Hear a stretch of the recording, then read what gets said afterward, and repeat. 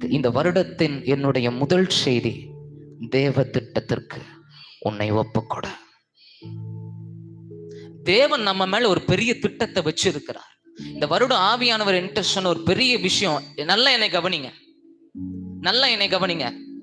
ஆவியானவர் என் இருதயத்துல வைத்த ஒரு பெரிய விஷயம், இந்த வருடத்துல பலரை கொண்டு பல காரியங்களை செய்ய தேவன் திட்டமா இருக்கிறார். பலர் மேல பல திட்டத்தை தெய்வம் வைத்திருக்கிறார். ஆமென். சாதாரண திட்டங்கள் அல்ல, பெரிய திட்டங்கள் இருக்கிறது. ஆனா ஒண்ணு தெரிஞ்சுக்கோங்க, பெரிய திட்டங்கள் பெரிய தரிசனங்கள் இருக்கிறனாலே பெரிய தடைகள் வரும். பெரிய தரிசனம் இருக்கனாலே பெரிய தடை வரும். யாக்கோபுக்கு ஒரு ஏசா, யோசேப்புக்கு 10 பேர். எப்படி? யாக்கோபுக்கு ஒரு ஏசா, யோசேப்புக்கு 10 பேர்.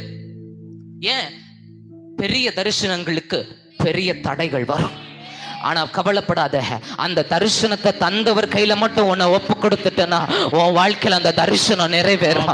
நல்ல கரங்களை தட்டி தடைய பார்த்து சோர்ந்து போகாத. தடைகளுக்கு முன்னுமே கர்த்தர் தரிசனத்தை கொடுத்திருக்கிறாரு, திட்டங்களை கொடுத்திருக்கிறாரு. அது அந்த தடைகளில் உன்னை பலப்படுத்தும். ஆமென்.